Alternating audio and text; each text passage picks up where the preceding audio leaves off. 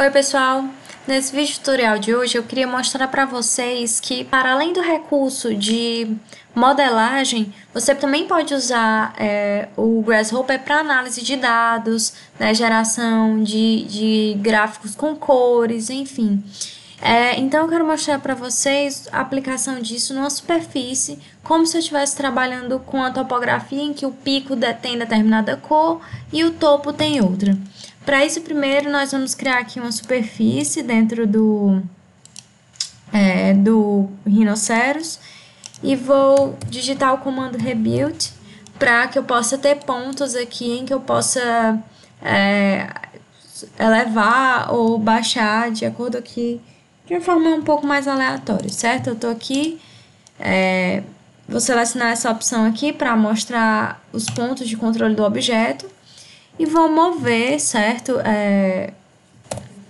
Alguns pontos para cima e para baixo, certo?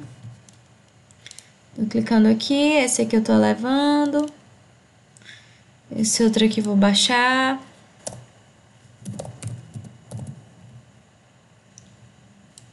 Você pode fazer isso de forma bem aleatória mesmo, genérica, para que a gente é mais para efeito de teste, para mostrar para vocês como funciona, certo? Deixar esse aqui um pouco mais alto. Fazer assim algo bem... Pronto. E esse aqui mais baixo. Pronto. Suficiente. Agora nós vamos aqui inserir essa superfície dentro do Grasshopper através de parâmetros, na opção aqui, superfície, certo? Botão direito, vou selecionar essa superfície. Pronto, foi adicionada. Ok? Agora essa superfície eu vou mover ela para o lado, porque essa aqui vai ser a superfície base. Tá ok? Para isso eu vou utilizar da ferramenta Move, aqui em Transform, Euclidean, Move. Insiro aqui a geometria e vou mover ela no eixo X, certo? Puxando aqui a unidade X. E eu vou puxar aqui um slider também, de 1 a 100, para mover ela, essa superfície aqui nesse eixo. Pronto, para não ficar... para eu não mexer na superfície de base, ok? Essa superfície, inclusive, eu posso colocar aqui o nome dela de superfície base. Ok? E agora, com essa geometria movida, o que é que acontece? Para que eu tenha essas cores representadas aqui, eu preciso transformar essa superfície num mesh. Por quê? Porque eu sei que o mesh, ele consegue ter cores representadas nele. Então, eu venho aqui em parâmetros, e a forma mais simples de transformar no mesh é vir aqui nessa opção mesh e adicionar a geometria. Posso, inclusive, aqui ocultar a geometria da superfície que eu arrastei, né? Agora, eu tenho que desconstruir esse mesh. Como que eu vou fazer isso? Eu posso vir aqui em Mesh Analysis. Da mesma forma como a gente desconstrói um ponto, a gente também pode desconstruir um mesh. Eu puxo aqui, insiro o mesh. E ele é desconstruído em vértices, faces, cores e as normais, né? Então, eu vou querer me utilizar da informação desses pontos aqui desse mesh, certo? Eu quero que eles se constituam... eu quero a informação de cada um desses pontos no seu eixo Z, ou seja, de altura. E eu quero que esses pontos sejam um domínio, né?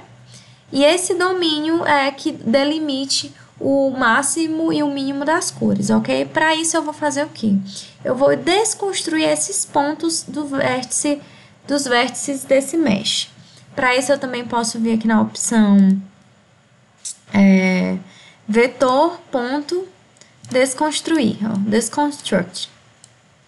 Insiro aqui e agora eu tenho todos os do eixo Z. Pronto. Agora, com esse eixo Z, o que é que eu vou fazer? eu vou criar um domínio, certo? Para isso, eu posso vir aqui na opção matemática, bounds, certo? Em que eu vou inserir todos os números desse eixo Z, e ele vai gerar aqui um domínio, do mínimo ao máximo, ó, menos 77 ao 65,81. E agora eu vou puxar aqui a ferramenta em parâmetros de gradiente de cores, certo? Esse gradiente ele se constitui por um valor mínimo, um valor máximo e o parâmetro desse gradiente, certo? O parâmetro são todos os itens do eixo Z, ok? O valor mínimo, como é que a gente vai extrair agora desse domínio o valor mínimo e máximo? A gente vai desconstruir o domínio. Clica aqui nessa opção, certo? E agora eu tenho o mínimo, ó, o lower limit, e o upper, que é o máximo, que é o final, que é o valor maior. E para visualizar, né, de forma gráfica aqui no Rhinoceros, esse gradiente de cores, nós vamos vir aqui na opção Mesh, primitivo, Mesh Colors, ou seja, nós vamos visualizar as cores desse mesh. Adiciono aqui o item cor. E eu vou adicionar o mesh aqui na outra opção. Vou ocultar aqui, certo? E eis aqui, olha, a representação visual desse domínio, né? Inclusive, eu posso, com o botão direito aqui, até alterar aqui pelos presets as cores, ó. Eu tenho esse do azul, que é o que está visto. Posso colocar esse do verde, em que o mínimo vai ser o verde e o máximo o vermelho. Eu posso colocar esse colorido também, ó. E se eu alterar aqui na superfície original, vai alterar também aqui nessas cores representativas. Por exemplo, eu vou mover aqui um ponto no eixo vertical. E olha só, eu já tenho aqui a cor alterada, né, a superfície e as cores alteradas, porque está tudo dentro de um algoritmo paramétrico, certo? Então, você consegue ter o controle dessa informação, né? Ou seja, só recapitulando, a gente tem uma superfície base capturada direto do Rhino. Essa superfície eu movi para a gente conseguir ter a representação ao lado, né? Através de um eixo X, da unidade X, transformei essa superfície em um mesh, porque o mesh ele se decompõe e pode ser visto com cores. Desse mesh eu extraí os vértices, decompus os pontos do vértice no eixo Z, que é o eixo de altura, e criei um domínio com esses pontos de altura, né, o mínimo e o máximo do valor do eixo Z. Esse domínio eu extraí o início e o final desse domínio para inserir no gradiente, né, nesse domínio de gradiente, e ter essa representação visual através do Mesh Colors, ok?